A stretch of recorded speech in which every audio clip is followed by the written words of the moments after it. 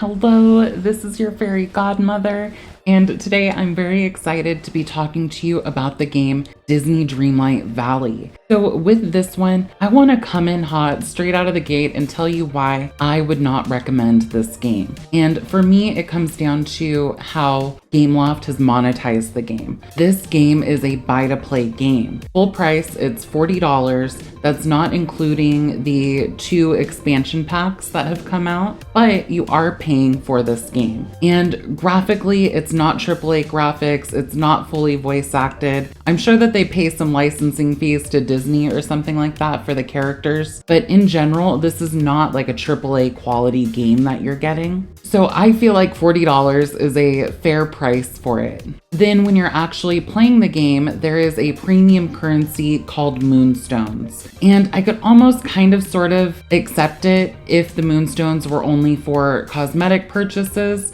but there's a lot of limited time items that you can only get through the cash shop with those Moonstones. And then also, if you go into the cash shop, there is a DLC sort of pack that you can get with Ursula that has some additional quests and then also frees her up as a character to walk around your map. And so because of this addition down here, I'm looking at that a little bit skeptically, because to me, that looks like they're locking gameplay behind the cash shop. Because if you don't pay those Moonstones, you're not going to get to use this character and you're not going to get to do her quests and get those rewards. The other big thing that I don't like about the monetization is that when you buy those expansion packs that they have for the game, you are not actually getting all of the content that's in there.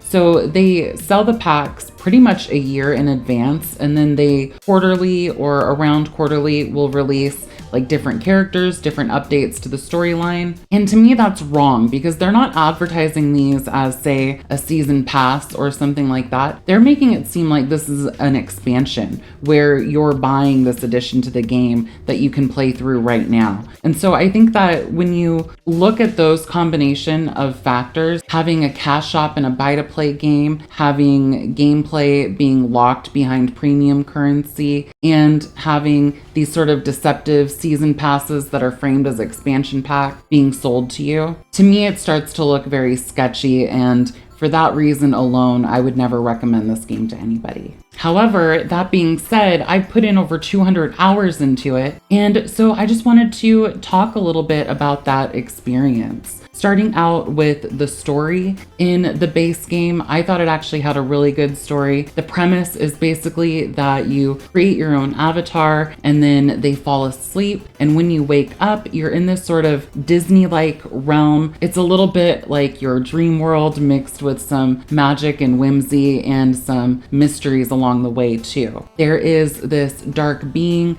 that is sprouting up these vines that you have to clear away. And then you also have to go after this dark being and kind of uncover what's going on with them. And I really enjoyed the story. It had some emotional beats along the way, which to me was a little bit unexpected because you would think with this being a kid's game that it wouldn't necessarily touch on darker stuff, but it does, and I think that they do a good job with that. Throughout the game, you are trying to find and befriend these different Disney characters. They give you quests where you get to craft different things, harvest different things, and just kind of socialize and build your little dream Disney community. As you are running around and questing and gathering, you are able to bring these different Disney characters along with you, which is really fun. And one of the ways that they've incentivized making it so you want to bring these characters along with you is that you get a little bonus. So you can assign a role to each of those characters. You can make them good for mining, or you can make them good for fishing. And then depending on what they do, if you're engaging in that gathering skill, then you get a little bonus. You're more likely to get double of a resource that you gather. I think you're also more likely for these little special events to pop up. So sometimes it'll spit out a ring of an item and you have to go and gather everything in that ring before the time goes up. Otherwise, those extra resources disappear. But the game just kind of does these little things to keep the whole process interesting. You'll also occasionally unlock memories that give you little photos from famous Disney scenes. If you are somebody who loves Disney and you love cozy games, this game is definitely for you. Most of the characters are super cute and there's a lot of really whimsical touches that they have. For example, example, when you're walking around with a certain character, it will play an overture of the music that was from that movie. So for example, if you're running around with Ariel from The Little Mermaid,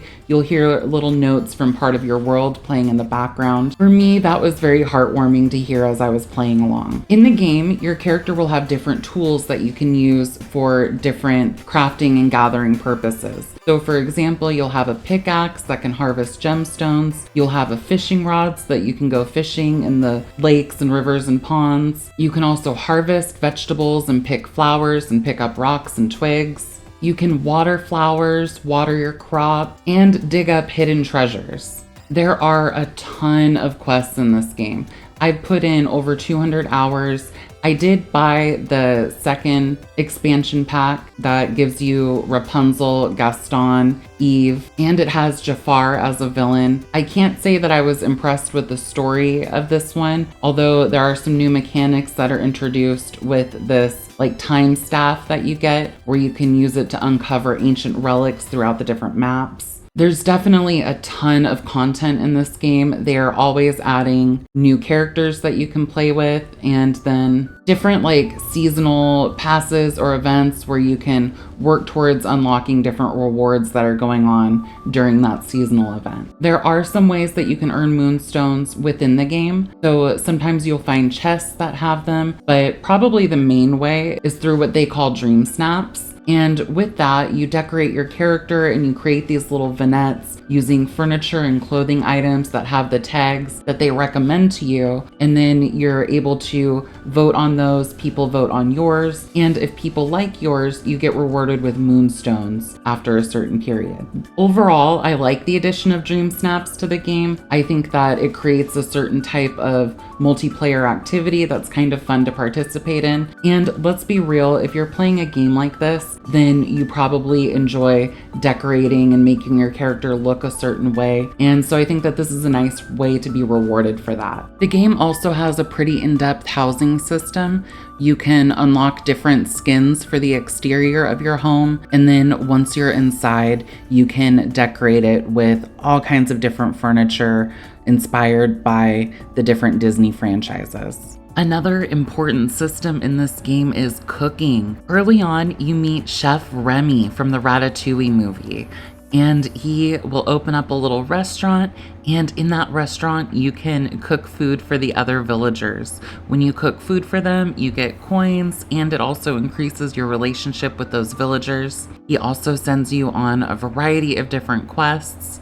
And when you eat food, it refills this little stamina meter so you can keep harvesting and gathering and doing more stuff.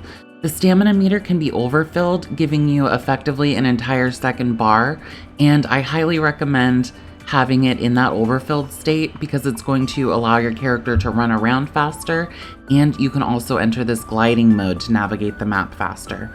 So it's definitely worth it to keep a stack of food on you for just such an occasion.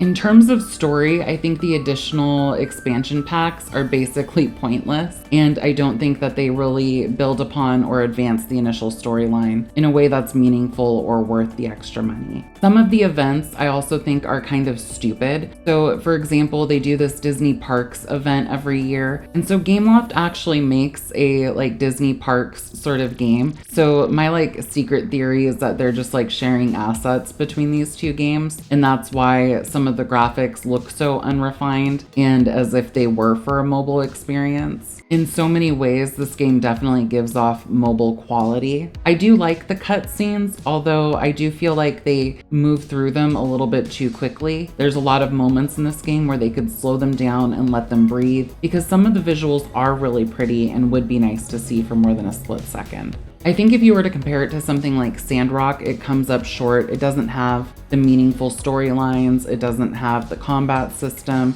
There's a lot lacking here. Even comparing it to something like Infinity Nikki, the outfits and the graphics in Infinity Nikki are just so much more beautiful. And the storylines are voice acted, So there's kind of a lot of things that this game really is lacking that makes it feel more like a mobile experience than a full-on game. Overall, I just think that this game asks too much out of the player, both in terms of time and effort and money. And for that reason, I am going to discontinue playing it after recording this video. You know, I spent so much time in the game that I did just want to make a little video talking about it. Thank you so much for following along today, and until next time, this is your fairy godmother logging out.